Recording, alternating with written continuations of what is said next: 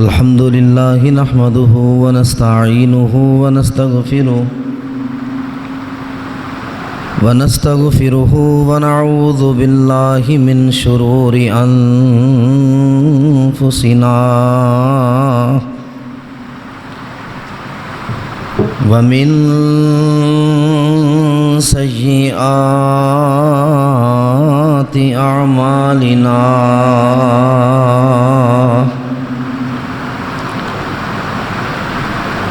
من يهده الله فلا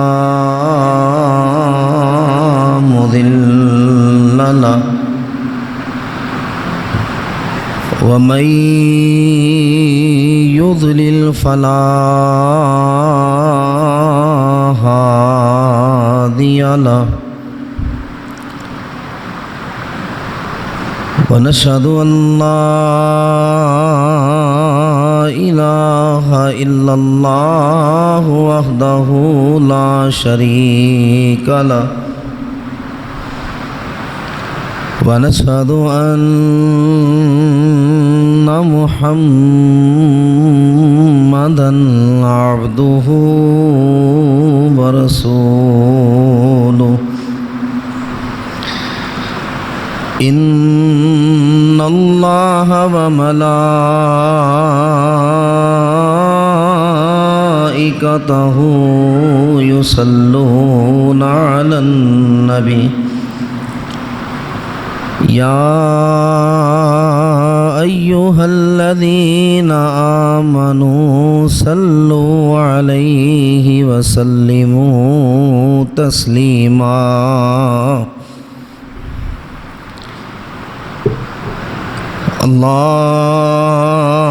اللهم صل على محمد وعلى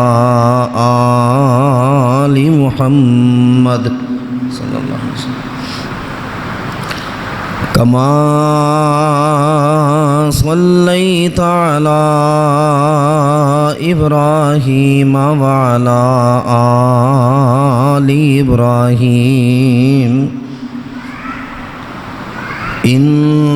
إنك حميد مجيد اللهم بارك على محمد وعلى آل محمد صلى الله عليه وسلم كما باركت على إبراهيم وعلى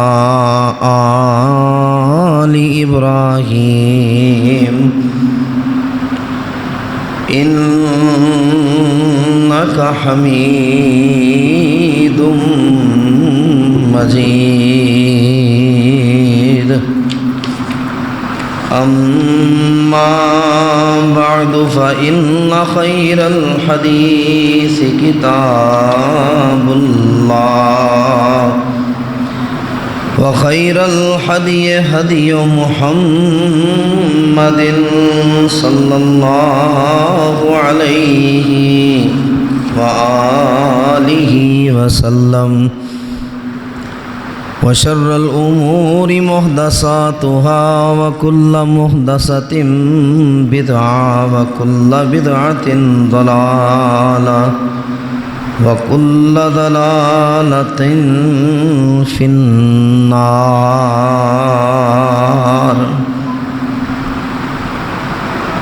أعوذ بالله السميع العليم وبوجهه الكريم وسلطانه القديم من الشيطان الرجيم. بسم الله الرحمن الرحيم. قال الله تبارك وتعالى في القرآن المجيد والفرقان الحميد يا أيها الذين آمنوا اتقوا الله وقولوا قولا سديدا يصلح لكم أعمالكم ويغفر لكم ذنوبكم ومن يطع الله ورسوله فقد فاز فوزا عظيما. وقال الله تبارك وتعالى في مقام آخر يا أيها الناس اتقوا ربكم الذي خلقكم من نفس واحدة وقال الله تبارك وتعالى يا أيها الذين آمنوا اتقوا الله يا أيها الذين آمنوا اتقوا الله حق تقاته ولا تموتن إلا وأنتم مسلمين. صدق اللہ العظیم. ہر قسم کی حمد و ثنا، تعریفات، تسبیحات، تحمیدات، تمجیدات، بڑائی، کبریائی، تنہائی، بادشاہی، شہنشاہی اللہ وحدہ لا شریک کی ذات اقدس و اکمل کے لائق ہے، جو ہم سب کا پالنے والا ہے، ہم سب کا حاجت روا ہے، ہم سب کا مشکل کشا ہے. حمد و ثنا کے بعد بے شمار، لا تعداد، ان گنت، بے حد و حساب درود و سلام ہو احمد مصطفیٰ، منبع خدا، پیکر صبر و رضا، شفیع المذنبین، سید المرسلین، سید الانبیاء، سید الاتقیاء، امام الانبیاء جناب حضرت محمد مصطفیٰ صلی اللہ علیہ وآلہ وسلم کی ذات گرامی پر. عزیز بھائیو، آج کے جمعۃ المبارک کے خطبہ کا عنوان گھریلو مسائل اور ان کا حل. یہ انتظامیہ نے میرے ذمہ لگایا تھا رمضان المبارک میں، یہ ایک عنوان رہ گیا تھا. گھروں کے بہت زیادہ مسائل ہیں اور ان کی نوعیت بھی مختلف ہے. کہیں خاوند جو ہے وہ بہت کم کمانے والا ہے اور بیوی کی خواہشات زیادہ ہے تو مسائل ہیں. کہیں وہ نیک بخت ہے، نیک سیرت ہے، نیک صورت ہے، لیکن اولاد اس سے نہیں ہوئی تو یہ مسائل پیدا ہوتے ہیں، حالانکہ یہ اس کے اختیار میں نہیں ہے. کہیں اس بات پر جھگڑا ہے، خاوند ضرورت سے زیادہ وقت باہر گزارتا ہے، بیوی کو وقت نہیں دیتا، یا پھر بیوی کی بد زبانی اور بد اخلاقی سے خاوند آہستہ آہستہ ذہنی مریض بن رہا، اور یہاں تک کہ وہ خودکشی تک پر وہ تیار ہو جاتا ہے کہ اس جہنم سے تو نکلوں، آگے بھی جہنم ہی ہے اس کے لیے. بے شک خودکشی کا انجام ہی یہ ہے. ایک مسئلہ ہے بوڑھے والدین، وہ ساتھ کیوں رہ رہے؟ مجھ سے تمہارے ماں باپ کی خدمت نہیں ہوتی ہے، میں ان بوڑھوں کی خدمت کرنے کے لیے نہیں آئی. اور پیچھے سے جو اس کے میکے والے ماں بھی فورس کر رہی ہیں، باپ بھی دلاسا دے رہا ہے، بھائی بھی سینہ تان کر کھڑے ہیں کہ الگ ہی ہونا ہے، علیحدگی ہی اختیار کرنی ہے، اس بات سے بے خبر کہ کل جب انہی ماں باپ کے پاس یہی ماں باپ کل جب بہو لے کر آئیں گے، ہمارا بیٹا ہم سے چلا گیا، زندگی کی ساری متاع چلی گئی، تو ہم کیا کریں؟ کیسے رہیں گے؟ بیمار پڑے ہیں، کون پوچھے گا آ کر؟ یہ وہ مسائل ہیں جن پر طلاق تک نوبت آتی نہیں ہے۔ لاکھوں ایسے ہیں جو طلاق دے چکے ہیں، اور لاکھوں عورتیں ایسی ہیں جو طلاق مانگنے پر مجبور ہو چکی ہوتی، اور ان سارے مسائل کا حل اللہ نے قرآن میں رکھا، قرآن مجید میں اللہ نے حل رکھا۔ سب سے پہلے کہ گھر کو جہنم بنایا کیوں جاتا ہے؟ جو آیات میں نے تلاوت کی ہے یہ نکاح میں پڑھی جاتی ہے۔ ایک لڑکی ایک لڑکا میاں بیوی کے رشتے میں منسلک ہو رہے ہیں، نکاح کیا جا رہا ہے، اللہ کی آیات کو گواہ بنایا جا رہا ہے اور پڑھا جا رہا ہے، یا ایھا الذین آمنوا اتقوا اللہ حق تقاتہ، کہ یہ جوڑا جو ہے اب ان کی زندگی شروع ہو رہی ہے، ابتدا اس سے ہو رہی ہے، ایمان والو اللہ سے ڈرنا۔ کیا مراد ہے اس سے؟ حقوق سلب نہ کرنا، زیادتی نہ کرنا، ظلم نہ کرنا، اللہ سے ڈرنا، اللہ سے ڈرنا، اور ڈرتے رہو گے تو موت تمہیں ایمان کی حالت میں آئے گی۔ ایک آیت پڑھی جاتی ہے، یا ایھا الذین آمنوا اتقوا اللہ وقولوا قولا سدیدا۔ نکاح پر یہ آیت کیوں پڑھی جاتی ہے؟ کہ اللہ کے قرآن کی آیات گواہ ہے کہ میں اپنی بیوی سے جھوٹ نہیں بولوں گا۔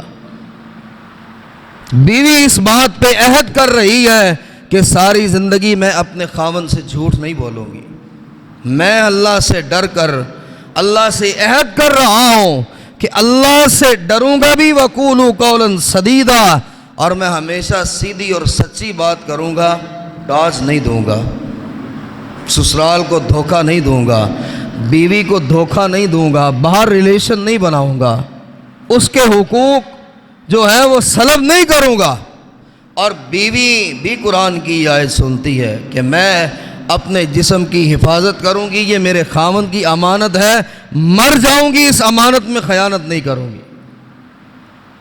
اور اس کے بعد اللہ کیا فرماتا ہے؟ اگر تم ایسا کرو گے تو پھر میں اللہ ذمہ دار ہوں، تمہارے بگڑے معاملات کو سلجھا دوں گا، تمہاری الجھنوں کو سلجھا دوں گا، تمہارے دکھوں کو سکھوں میں بدل دوں گا، تمہاری غمیوں کو خوشیوں میں لے آؤں گا، اور یہی نہیں زندگی کے سارے گناہ معاف کر کے جنت بھی عطا فرماؤں گا۔ ایک روایت میں یہ آتا ہے کہ میاں بیوی اگر ہنسی مذاق آپس میں کرتے ہیں، کھیلتے ہیں، ہنسی مذاق کر رہے ہیں، اللہ کی قسم ہے نفل پڑھنے سے زیادہ اللہ اجر عطا فرماتا۔ تمہیں مسجد میں آ کر نفل پڑھنے پر وہ اجر نہیں ملے گا جو میاں بیوی آپس میں ہنسی کھیل رہے ہیں اور ہنسی مذاق کر رہے ہیں، اس پر جو اللہ راضی ہو جاتا، وہ نفل پڑھنے پر بھی اجر نہیں ملتا۔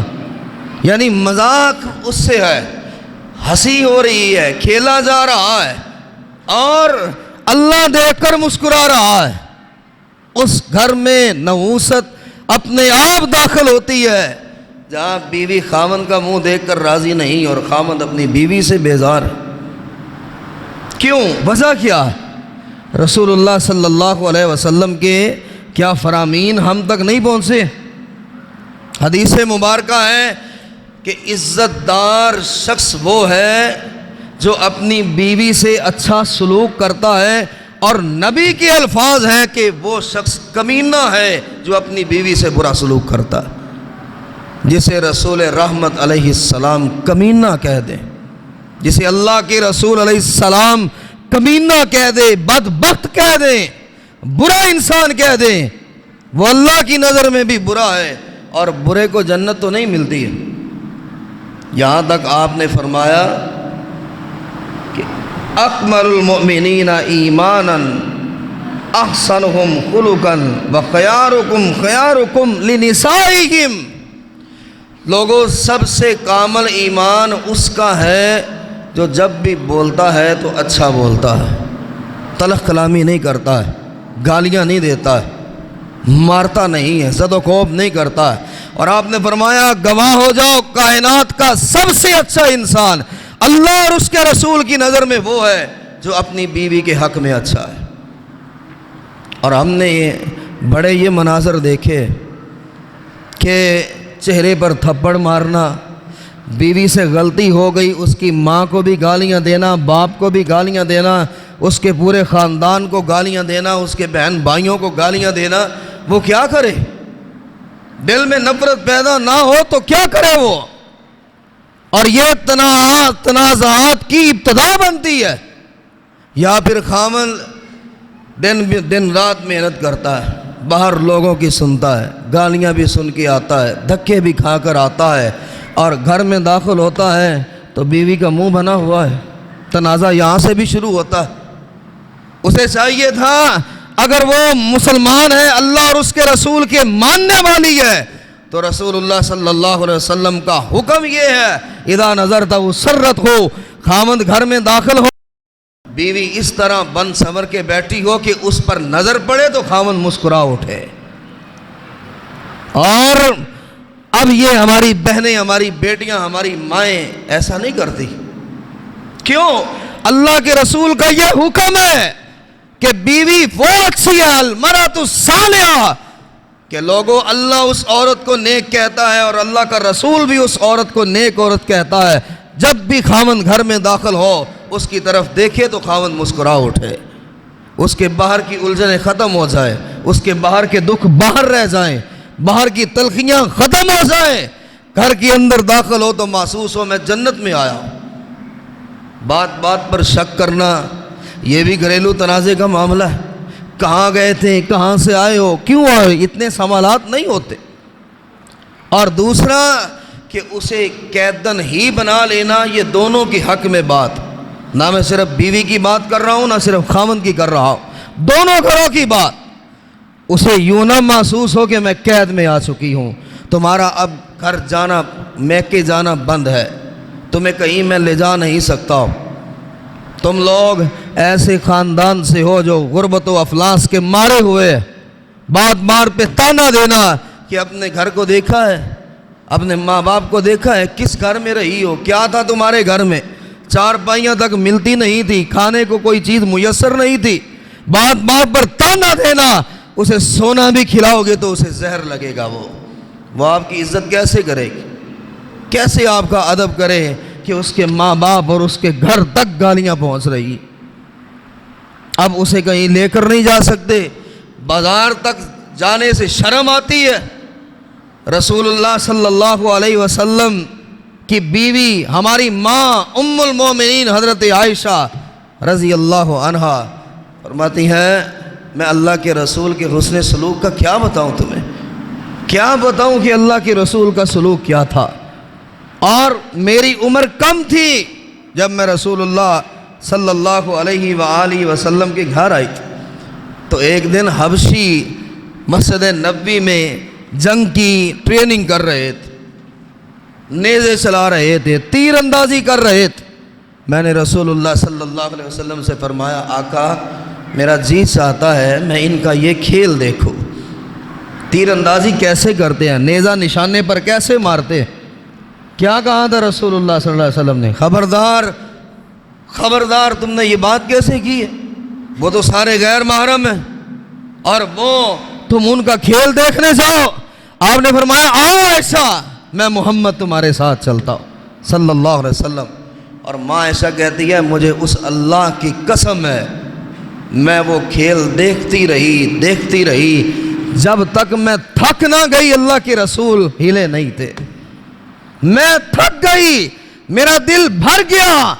اللہ کے رسول صلی اللہ علیہ وسلم کی اوٹ میں کھڑی تھی نا، تو بالآخر میں نے کہا یا رسول اللہ میں تھک گئی، اب میرا دل خوش ہو گیا، میرا دل بھر گیا، اللہ کے رسول چلیں۔ آپ نے ایک بار بھی نہیں فرمایا عائشہ اور کتنا دیکھو گی، عائشہ میں کب کا کھڑا ہوں، میں تھک چکا ہوں.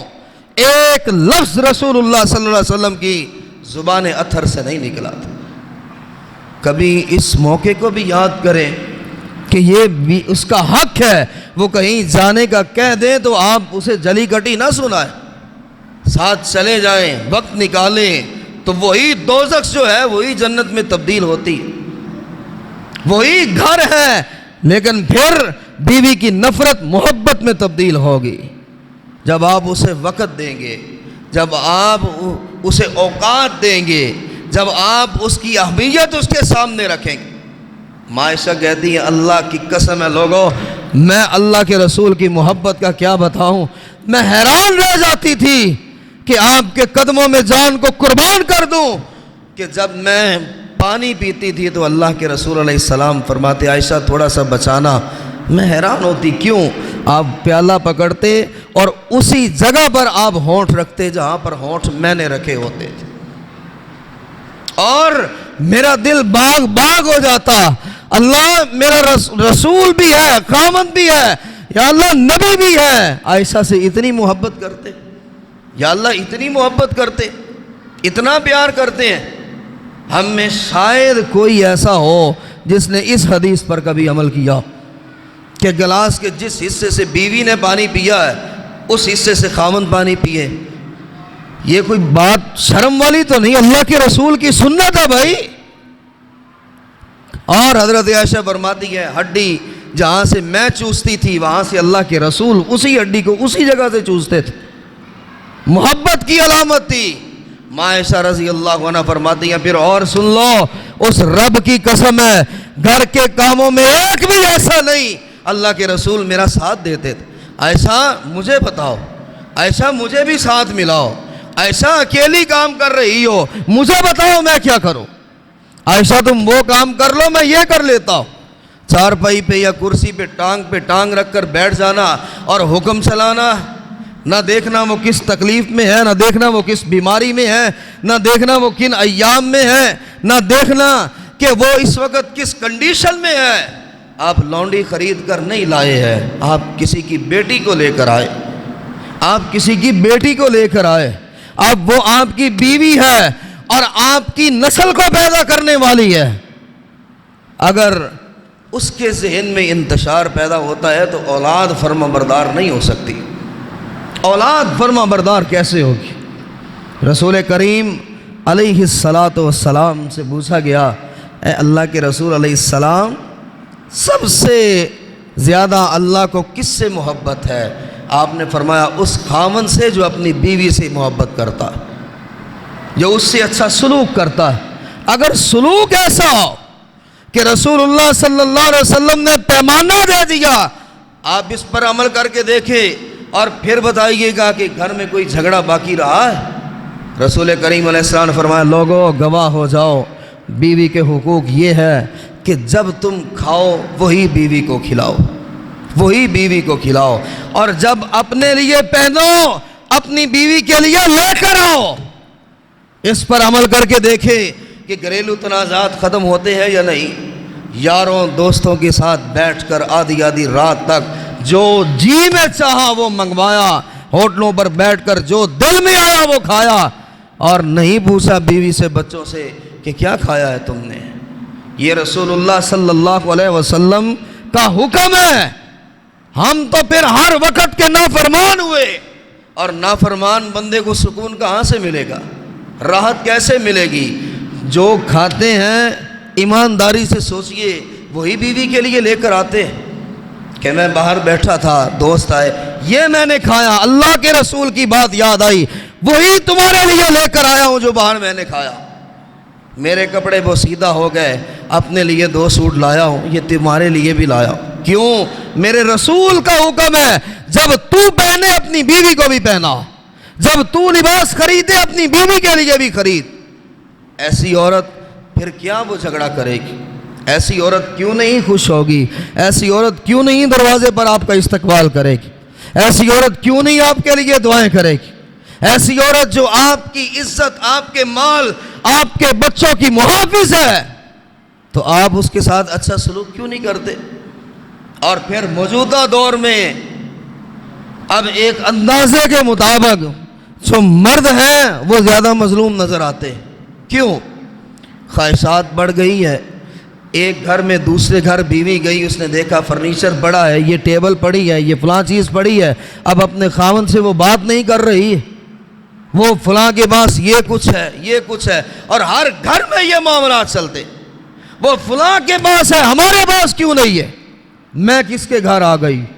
جب خاوند سنے گا تو اس کے دل پر تو پتھر پڑ رہے، اس کے دماغ میں تو شعلے برس رہے کہ یہ میری بیوی ہے، یہ جیون ساتھی ہے، یہ موت و حیات تک ساتھ چلنے والی ہے، جو آج یہ کہہ رہی ہے کہ میں کس کے پلے پڑ گئی، کاش مجھے اندازہ ہوتا تو میں تمہارے گھر نہ آتی۔ یہاں سے خاوند کی نفرت کی ابتدا ہوتی ہے، اور اس کی ذمہ دار بیوی خود بنتی ہے کہ جس نے کہہ دیا ہے اس کا لحاظ نہیں رکھا کہ کاش میں تمہارے گھر نہ آتی، تم نے تو کیا دیا ہے مجھے، کیا کھلایا مجھے، کیا پلایا مجھے۔ یہ عورت کا حق نہیں، حق یہ ہے کہ اللہ کے بندے اگر کچھ بھی نہیں ہے تو ہم بھوکے رہیں گے، دونوں رہیں گے، ایک بھی لقمہ ہے تو دونوں کھائیں، ایک بھی روٹی ہے تو دونوں کھائیں۔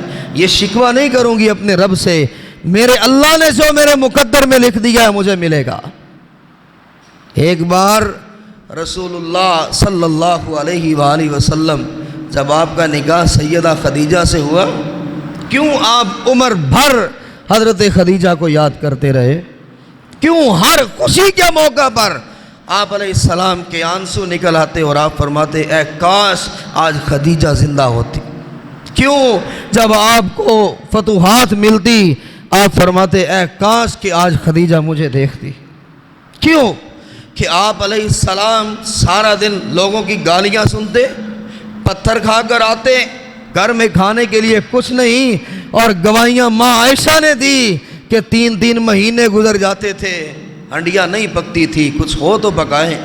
اور جب اللہ کے رسول علیہ السلام زخم ہو کر گھر میں جاتے تو ماں خدیجہ اپنا دوپٹہ پھاڑ کے اسے جلا کر اس کی راکھ اللہ کے نبی کے زخموں پر رکھتی تھی اور تسلی دیتی تھی، کلا واللہ لا یخزیک اللہ ابدا، اللہ کے رسول آپ نے ہمت نہیں ہارنی، آپ کو اللہ کبھی رسوا نہیں کرے گا، آپ کو اللہ کبھی رسوا نہیں کرے گا۔ کبھی خاوند 1 ماہ گزرا ہے، 1.5 ماہ ہو گیا ہے، نوکری نہیں ملی ہے، بیوی کے تاثرات کیوں بدل گئے؟ کیوں کہنے لگی کہ میں کس کے گھر آ گئی؟ ماں باپ کو شکوہ کیوں کرنے لگی؟ ساس سسر اس پہ کیوں برس رہے ہیں؟ وہ داماد پھر کیا کرے گا کہ کل کو اللہ نے رزق دیا تو وہ عزت نہیں رہے گی جو پہلے اس کے دل میں تھی، کہ تم نے مال کے لیے مجھ سے محبت کی ہے، دولت کے لیے محبت کی ہے، اور میری شخصیت میری ذات تمہارے سامنے کچھ بھی نہیں۔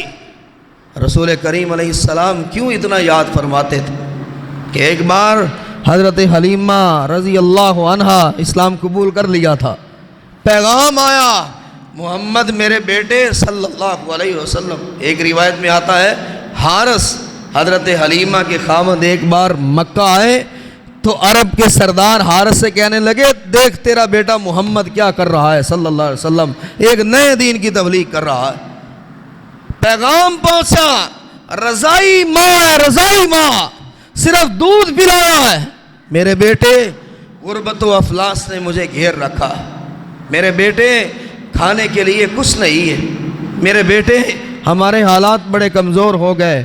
اللہ کے رسول علیہ السلام نے پیغام سنا، گھر بیٹھے سر جھکایا ہوا، ماں خدیجہ تڑپ اٹھی، یا رسول اللہ صلی اللہ علیہ وسلم کیا ہوا؟ اللہ کے رسول کیوں پریشان ہیں؟ فرمایا میری ماں کا پیغام آیا، میری ماں کا پیغام پہنچا ہے کہ میری ماں غربت و افلاس میں دن گزار رہی ہے اور میرے پاس کچھ نہیں۔ حضرت خدیجہ کی چیخیں بلند ہوئی، اللہ کے رسول جو میرا ہے کیا وہ آپ کا نہیں ہے؟ جب میں آپ کے نکاح میں آئی میں نے اسی دن رب سے کہا تھا اللہ جو کچھ میرا ہے تیرے محمد کے قدموں میں قربان کر دوں گی۔ حضور اب میرا اور تیرا تو نہیں رہا نا، یہ میرا یہ تیرا یہ کہاں کی بات ہوئی؟ اللہ کے رسول علیہ السلام جو میرے پاس ہے وہ آپ کا ہے، سب سے مہنگا ترین اونٹ جو سیدہ خدیجہ کے پاس تھا، سب سے طاقتور اور مہنگا اونٹ وہ تیار کیا، غلے سے بھرا، 45 یا 50 بکریاں جو سب سے زیادہ صحت مند اور دودھ دینے والی تھی، اور اس کے ساتھ کچھ میٹھی چیزیں تیار کر کے کہا حضور میں آپ کی والدہ کے لیے یہ تحفہ بھیج رہی۔ اس وقت اللہ کے رسول کے جذبات کیا ہوں گے؟ اس وقت اللہ کے رسول علیہ السلام کے دل میں محبت کی انتہا کہاں تک پہنچی ہوگی؟ اور جو موجودہ دور میں بیوی کہے تمہاری ماں کب جان چھوڑے گی، گھر آئی ہے تو بیٹھ ہی گئی ہے، اور اس کے بیٹے نہیں ہیں، اس کی بیٹیاں نہیں ہیں، وہاں کیوں نہیں جاتی ہے؟ ہمارے ہی پاس بیٹھی ہے، میں اس کی نوکرانی ہوں، میں اس کی خدمت کیوں کروں؟ حضرت ابراہیم علیہ السلام فلسطین سے مکہ جاتے تھے اسماعیل علیہ السلام سے ملنے۔ فلسطین کہاں ہے اور مکہ کہاں ہے؟ اور ایک روایت ہے جب بھی جاتے تھے براق پر جاتے تھے، پتہ ہی نہیں چلتا تھا کہ جیسے 4 قدم اٹھائے ہیں اور مکہ آ گیا۔ ایک بار آئے، اللہ سے اجازت مانگی، اللہ مجھے اجازت دے میں اپنے بیٹے سے ملاؤں، اور اسماعیل علیہ السلام گھر نہیں ہے۔ آپ نے باہر سے آواز دی اسماعیل اسماعیل، گھر کی عورت بولی بابا تو کون ہے، کیوں تنگ کر رہا ہے، کسے پوچھتا ہے، اسماعیل کہاں ہے؟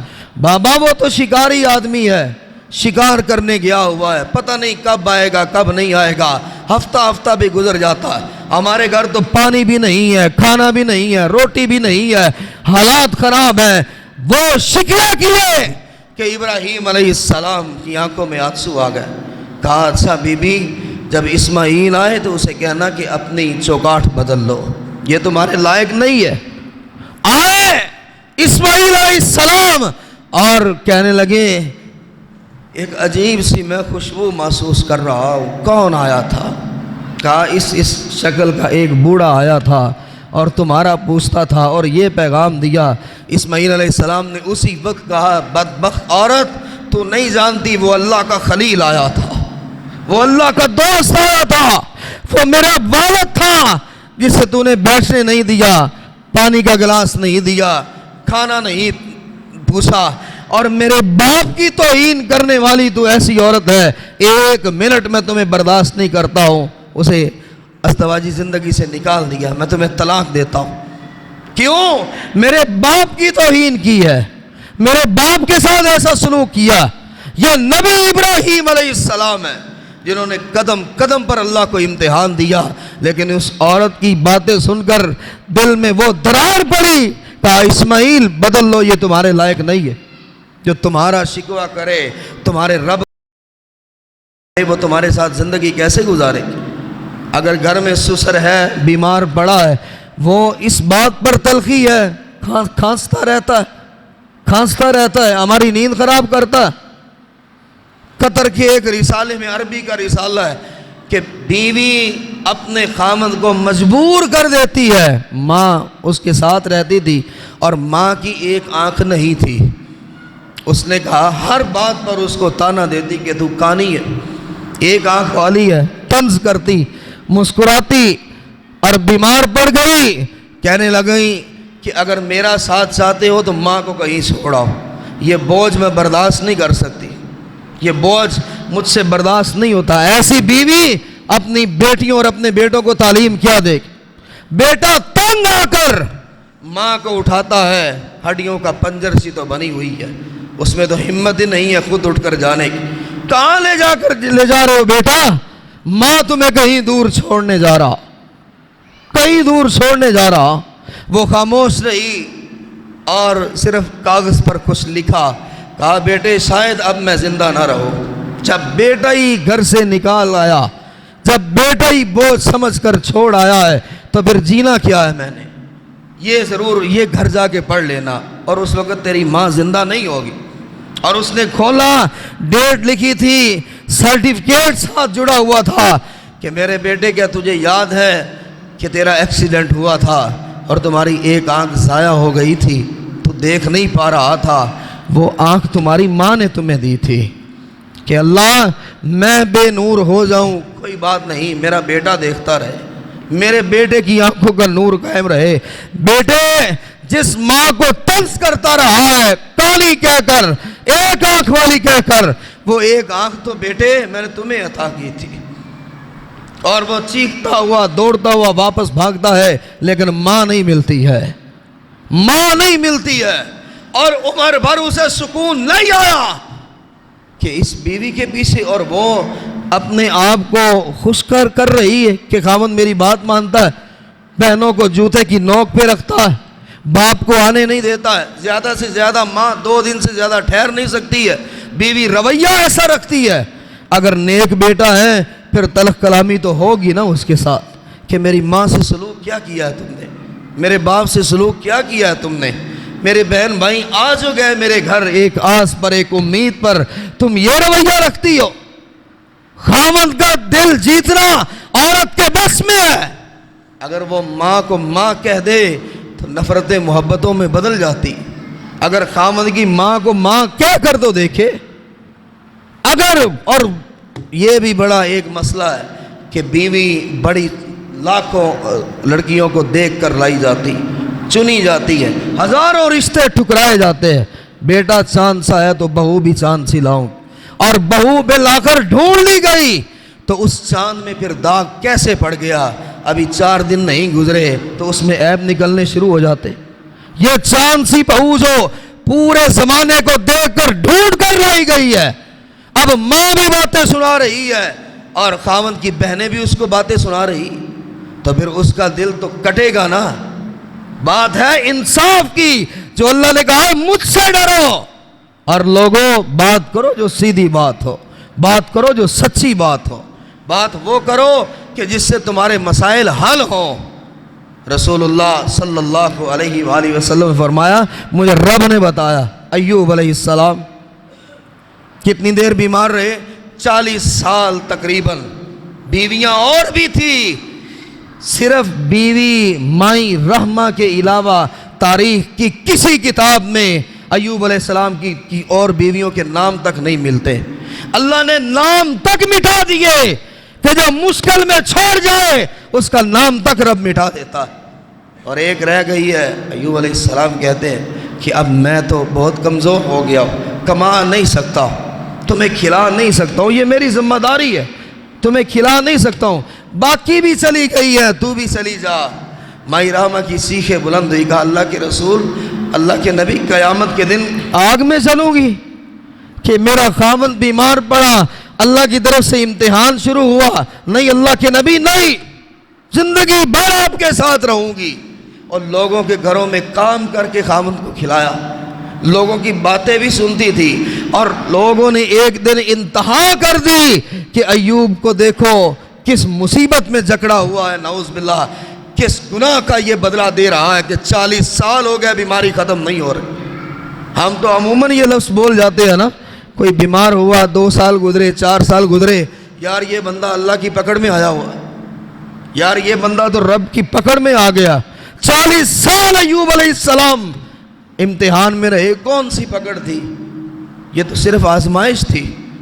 اور جب لوگوں نے کہا ایوب کیا کر بیٹھے کہ اللہ کی پکڑ میں آ گئے، تو ایوب علیہ السلام کی آنسو نکل آئے، اللہ 40 سال میں کچھ نہیں بولا، 40 سال میں کچھ نہیں بولا، میں خاموش رہا، تیری عبادت کرتا رہا، انی مسنی الضر، اللہ آج بڑی تکلیف پہنچی ہے، آج بڑی تکلیف پہنچی ہے، دل کو بڑی ٹھیس لگی، وَأَنْتَ أَرْحَمُ الرَّاحِمِينَ، اللہ تو سب سے بڑھ کے رحم کرنے والا، میرے مالک اب رحم کر دے مجھ پہ۔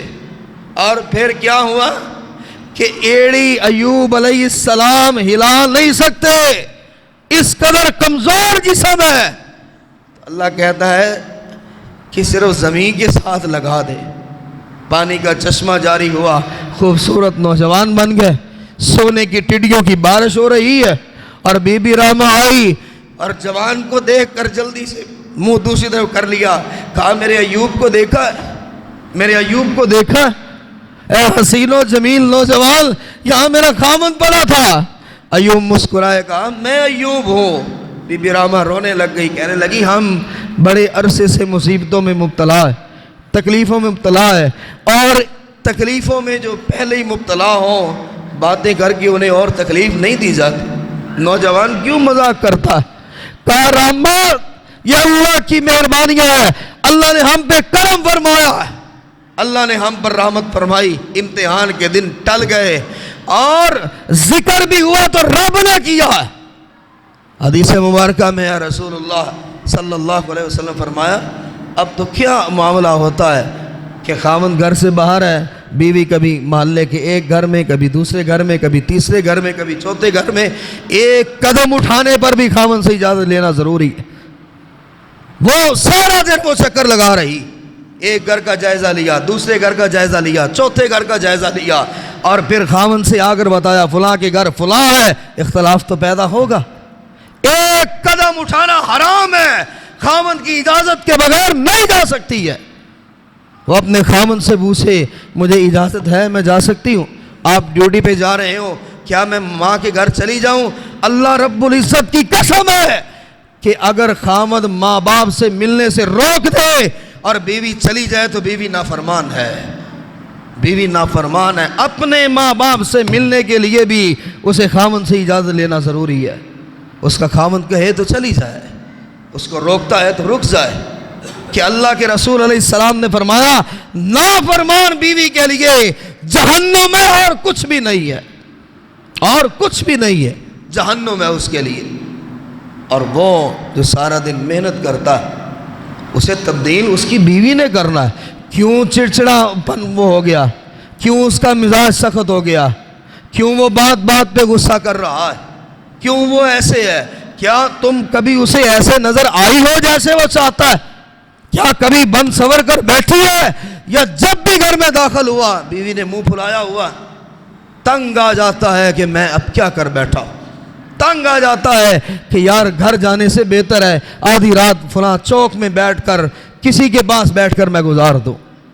بیوی اگر ایسا کرے، رسول اللہ صلی اللہ علیہ وسلم نے حکم دیا کہ جہاد سے جب بھی واپس آتے ایک دن کا سفر باقی ہوتا، آپ پیغام بھجواتے کہ جاؤ مدینہ میں اعلان کرو کہ مجاہدین واپس آ رہے ہیں۔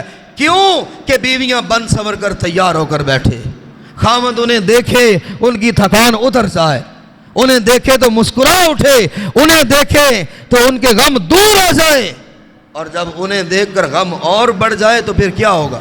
پھر یہ اختلاف ختم نہیں ہوتے۔ حدیث مبارکہ میں ہے کہ ایک شخص کے جسم پر دانے نکل آتے اور وہ پھوڑوں میں تبدیل ہو جاتے، اور ان پھوڑوں سے ریشہ نکلتا۔ وہ اپنی بیوی سے کہے کہ میں اگر روئی کے ساتھ تم یہ ریشہ صاف کرو تو مجھے تکلیف ہوتی ہے، تم زبان کے ساتھ اس ریشے کو صاف کرو۔ اللہ کی قسم ہے یہ حدیث ہے، اللہ کے رسول نے فرمایا بیوی زبان کے ساتھ اپنے خاوند کے زخموں کے ریشے کو صاف کرے تب بھی خاوند کا حق ادا نہیں ہوتا۔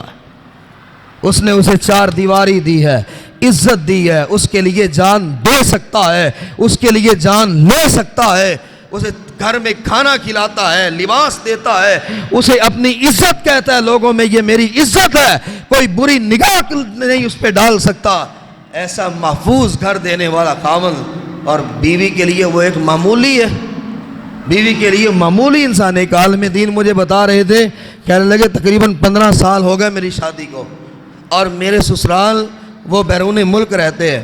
کہنے لگا اللہ کی قسم ہے قاری صاحب 15 سال میں ایک بار بھی میرے سسر نے میری بیوی سے نہیں پوچھا کہ تمہیں جیب خرچ کیا ملتا، میری ساس نے آج تک مجھے یہ نہیں پوچھا میری بیٹی کو کیا کھلاتے، بلکہ کہنے لگا میں اپنی بیوی سے مذاق میں کہنے لگا کہ تمہارے ابو کو فون کروں، تم خود اپنے باپ کو فون کرو کہ میں تمہیں تنگ کرتا ہوں، مذاق میں کہنے لگا۔ کہنے لگی چھوڑیے اگر یہ بات میں نے مذاق میں بھی کر دی تو باپ نے ڈانٹنا مجھے ہی ہے کہ قصور تیرا ہی ہوگا۔ تربیت یہ ہوتی ہے، یہ نہیں کہ بیٹی گھبرانا مت، کوئی بات کرے ایسی تیسی، ان کی بھائی بھی تمہارے ہے، کھانا ہمارے پاس بھی ہے، روٹی بھی ہے، رہائش بھی ہے، یہ چیزیں نہیں چاہیے۔ اس کا گھر بساؤ، گھر توڑنے میں ماں باپ کردار ادا نہ کرے، صلح کی کوشش کرے۔ قرآن کہتا ہے، قرآن معاملہ حد سے بڑھ جائے تو ایک بیٹی والے کی طرف سے اور ایک بزرگ بیٹی والے کے بیٹے والے کی طرف سے بیٹھ جائیں، باہمی مشاورت کریں، ان کی صلح کر دیں، ان کا گھر بسا دیں۔ ان ابغض الحلال عند اللہ الطلاق، حلال چیزوں میں اللہ کو سب سے زیادہ غصہ جس بات پہ آتا ہے وہ طلاق لفظ ہے. سب سے زیادہ غصہ اللہ کو اس بات پہ آتا ہے. لیکن اگر خاوند کی ضروریات کا خیال رکھا جائے، حضرت عمر رضی اللہ عنہ امیر المومنین تھے، اور ایک عورت سیدنا عمر رضی اللہ عنہ کے پاس آتی ہے اور کہنے لگی کہ یا امیر المومنین ان زوجی یقوم اللیل و یصوم النہار.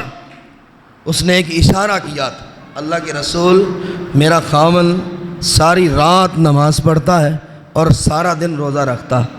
حضرت عمر رضی اللہ عنہ نے کہا بی بی تجھے مبارک ہو، تیرا خاوند کتنا نیک ہے کہ یقوم اللیل ساری رات کھڑا رہتا ہے، نماز پڑھتا رہتا ہے، اور دن آتا ہے تو روزہ رکھتا ہے. وہ بی بی چلی گئی. بڑی حیا والی بھی ہوتی ہے، شرم والی ہوتی ہے، ماں باپ نے جن کی تربیت کی وہ واپس مڑنے لگی.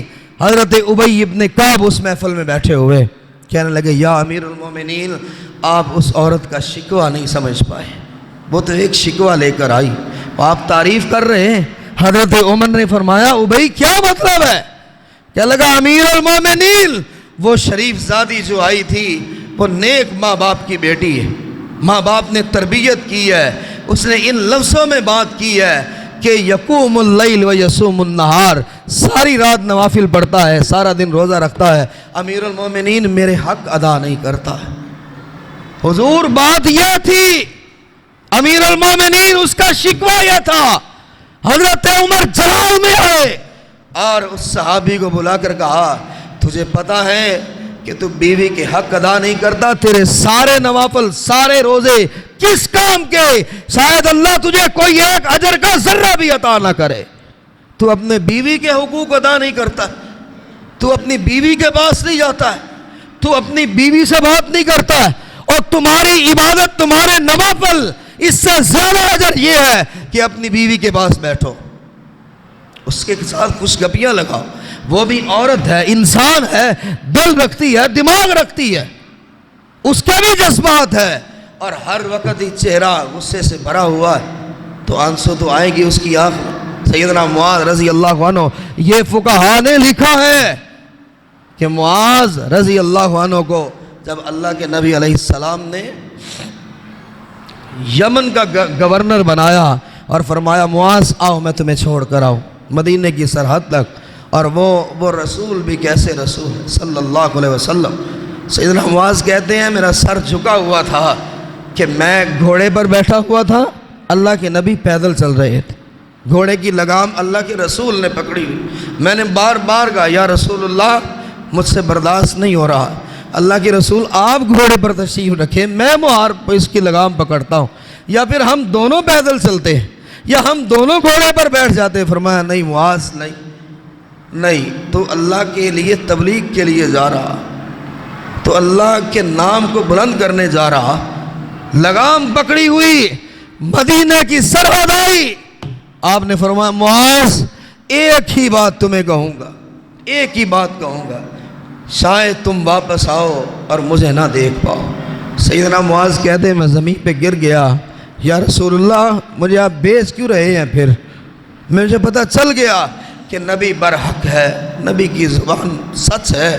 معاذ جب تم واپس آؤ ہو سکتا ہے تم میری قبر سے گزرو، مجھے نہ دیکھ پاؤ. اور میں ایک قدم آگے چلتا تھا، ایک قدم اللہ کے رسول کے چہرے کی طرف دیکھتا تھا، پھر ایک قدم آگے، پھر نبی علیہ السلام کے چہرے کی طرف کہ میں جی بھر کے دیکھ لوں. آپ نے فرمایا معاذ اتقی دعوت المظلوم، ایک ہی بات کہوں گا، مظلوم کی بد دعا سے بچنا. معاذ مظلوم کی بد دعا سے بچنا. مظلوم کے الفاظ اور اللہ کے درمیان کوئی پردہ حائل نہیں ہوتا. جو عورت گھر میں آئے، دیور بھی حکم چلا رہے ہیں اور خاوند کی بہنیں بھی حکم چلا رہی ہے، ماں بھی حکم چلا رہی ہے، باپ بھی حکم چلا رہا ہے، اور اسی گھر میں جوان بیٹیاں وہ چارپائی پر بیٹھی ہوئی ہے، ہنس رہی ہے، طنز کر رہی ہے، کام وہ بھی کر سکتی ہے، گھر کے اندر اسی خاوند کی بہنیں موجود ہیں جن کی شادی نہیں ہوئی، وہ برتن دھو سکتی ہیں، وہ ساتھ دے سکتی ہیں، بات بات پر اسے نوکرانی بنا کر ٹھوکریں مار رہے ہیں، طنز کر رہے ہیں اور ضرورت سے زیادہ وزن ڈال رہے ہیں۔ کعبہ کے رب کی قسم ہے، میں حرم کے ایک شیخ کا راستے میں خطبہ سن رہا تھا کہ اس مظلوم بیوی کی زبان سے کوئی لفظ نکل گیا وہ گھر جہنم بن جائے گا۔ وہاں پھر کسی کو نہ باپ کو سکھ ملے گا، نہ ماں کو، نہ خامند کو، نہ بہنوں کو، نہ بھائیوں کو۔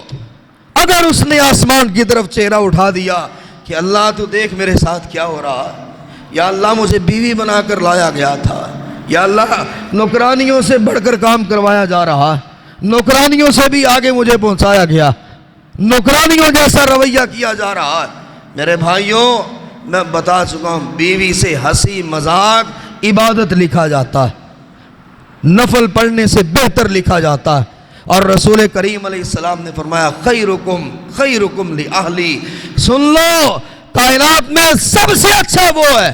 آپ نے تہجد کا نام لیا تھا، نماز کا نام لیا تھا، روزوں کا نام لیا تھا، یا بہت حج کرنے والوں کا کہا، یا بہت عمرہ کرنے والے، فرمایا کائنات کا سب سے بہترین انسان وہ ہے خیرکم لأہلی، جو اپنی بیوی کے لیے اچھا ہے، جو بیوی سے اچھا بولتا ہے۔ اور پھر ساتھ ہی آپ نے فرمایا وَأَنَا خَيْرُكُمْ لِأَهْلِي، اور لوگوں گواہ ہو جاؤ میں محمد صلی اللہ علیہ وسلم بیویوں کی حق میں تم سب سے اچھا ہوں۔ میں ان کے حقوق کی ادائیگی میں محمد صلی اللہ علیہ وسلم غفلت نہیں کرتا، میں ان کے حقوق کی ادائیگی میں بے پرواہی نہیں کرتا۔ رسول کریم علیہ السلام نے یہاں تک کہا کہ اللہ قیامت کے دن میرا موازنہ نہ کرنا، میں بڑی کوشش کرتا ہوں کہ تمام بیویوں میں عدل کروں، لیکن اللہ جب بھی دل کو دیکھتا ہوں تو وہ عائشہ کی جانب جھکا نظر آتا۔ اللہم لا تلمنی یوم القیامہ، اللہ اپنے نبی کو قیامت کے دن معاف کر دینا، اب دل تو تیرے ہاتھ میں ہے۔ یہاں تک اللہ کے رسول نے فرمایا یا اللہ میں پوری کوشش کرتا ہوں، اگر دو بیویاں ہیں، ایک کے ساتھ بہت اچھا سلوک اور دوسری قابل نفرت ہے، دوسری صرف برتن دھونے کے لیے، کپڑے دھونے کے لیے، نہیں ایسا کیوں ہے؟